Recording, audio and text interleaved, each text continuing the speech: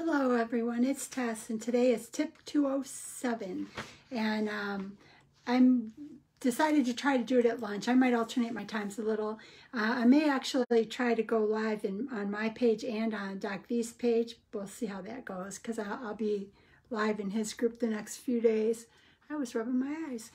Today I thought I would kind of just make light of it. This is not saying the journey is light. I just sometimes think that we need to laugh or we need to relax or we need to try to find a way to feel good. So I looked up articles on the funniest weight loss stories and just something just to kind of take light of it. I know it's a serious situation and I don't want anyone to take offense, but just something to lighten up and maybe to be able to smile about from time to time. And I don't know if you'll see this because I forgot to turn my phone around, but here is an article where they said, these are some funny things, and they were actually showing this article of this woman who's lost a lot of weight. But if you look close, there's a tattoo here, no tattoo here. So I thought that was kind of funny because at first when I read it, I didn't get it until I read what the information was about it. So I think that goes back to advertising. We have to be careful what we believe. We have to do the research and find out if it makes sense. We can be hard on ourselves, and based on what I kind of read in this particular article, and again, I was just looking for funny things, something to lighten up the mood a little bit.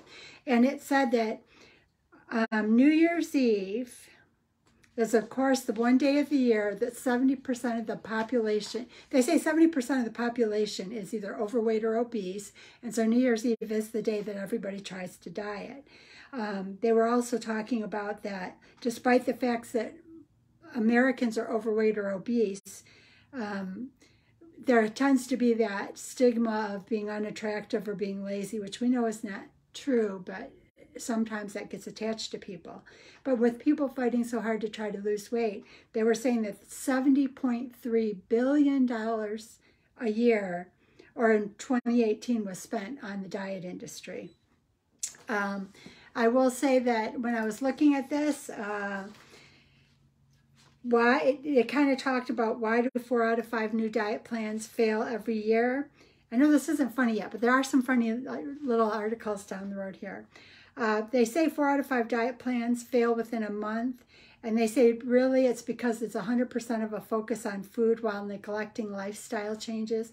And I know Doc V has been the big change for me this past year. Like I mentioned, I'll be going live in his group tonight and for the next few nights because he's going to go live in his Transform Your Life free group for the next 5 days just to give people a feel for what it is we all experience when we join in with the paid challenge. So I'll actually tag that in here so anybody who's interested can kind of go over. I'll be live tonight at 8:30 p.m. Eastern Standard Time, and I just kind of am there for everybody to talk, and Doc V will provide his list of tasks for us to do either tonight or tomorrow morning, and then he'll go live at 9 a.m. Eastern Standard Time. But I'll put a link to that in the comments. The one thing that I will agree with, Doc V has helped me hugely in the past year to address lifestyle changes, mindset changes, because that's been a big obstacle for me. And it has made the difference. It's allowed me to lose nearly 50 pounds since the start of COVID.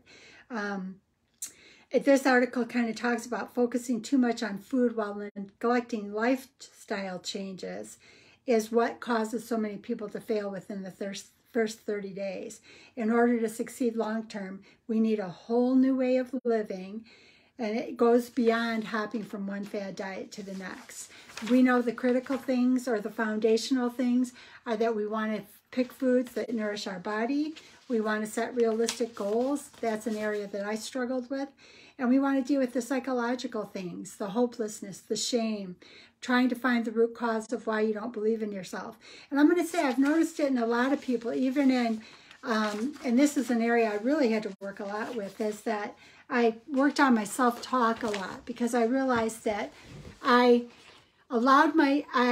put myself in a place of being defeated without ever trying because I had failed so many times. I didn't truly believe that I could.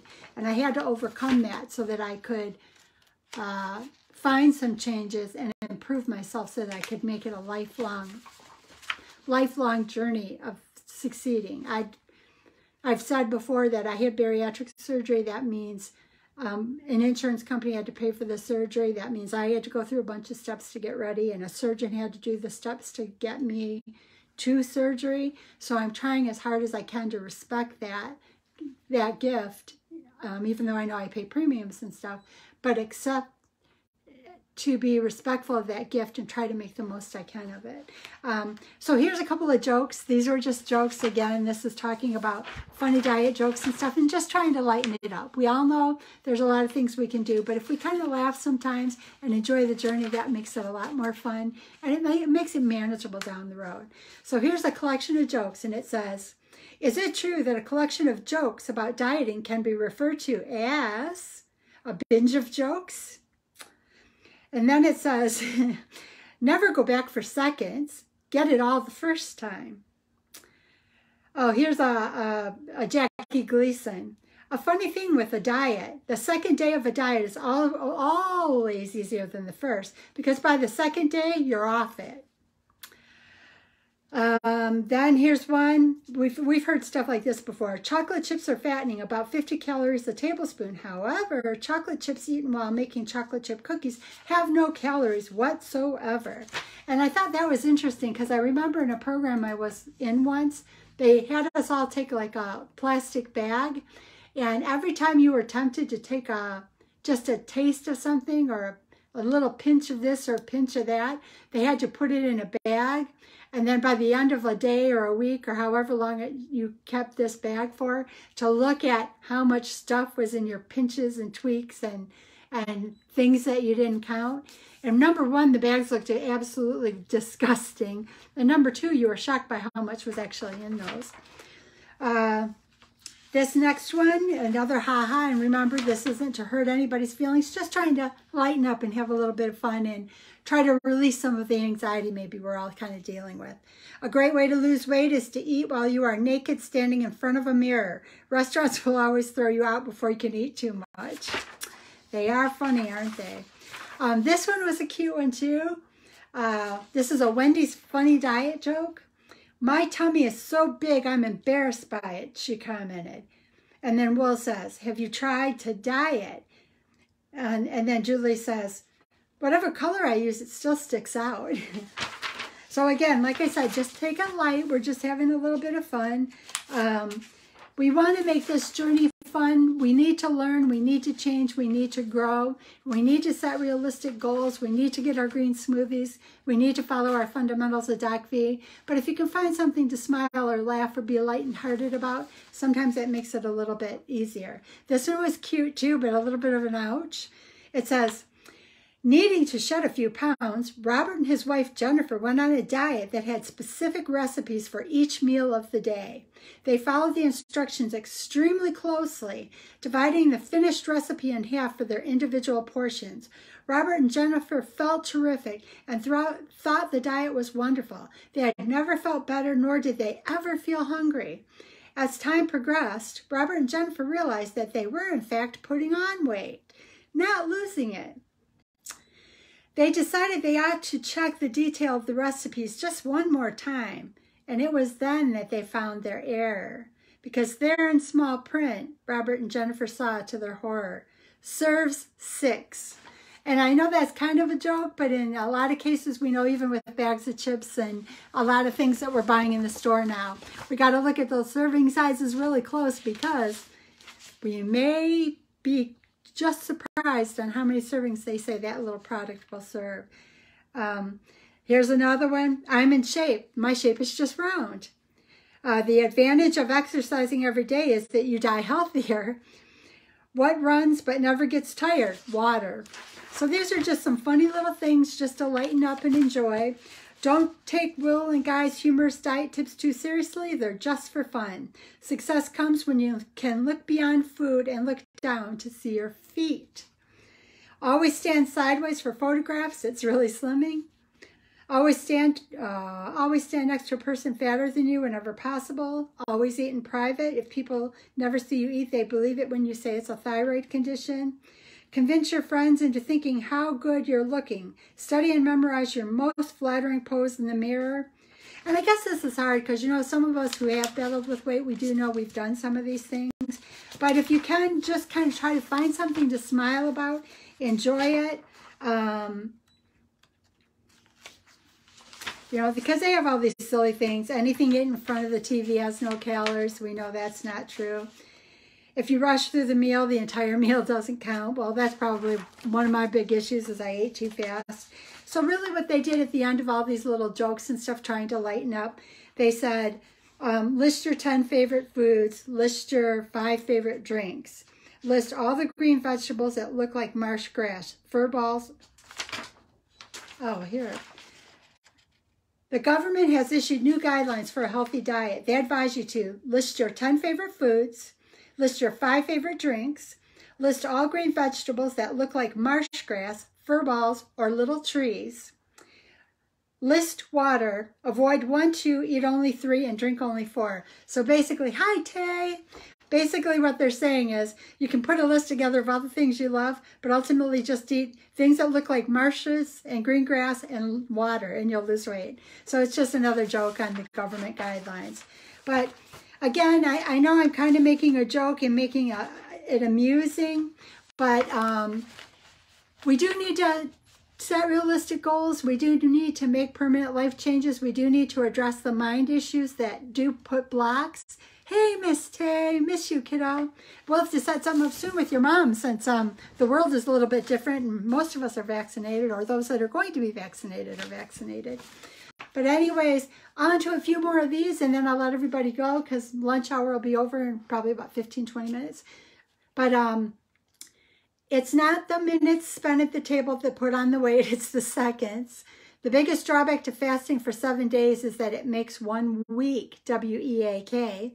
And the toughest part of a diet isn't watching what you eat, it's watching what other people eat. These are just some jokes, some fun ways to kind of take a look at it. And I'll go back to this very beginning one only because it really made me laugh and it took me a minute to catch it. Here they were showing somebody in all their huge success. Well, when you look close, this one has a tattoo and this one does not. So I know today I just kind of made light of it. I will post a link to Doc V's challenge. He is going live in it this next 5 days. I'll go live tonight at 8:30. I just try to be there so people can talk and share their journey. And if I can help, I can help. But this will give people a chance to experience what it is that we experience in the journey.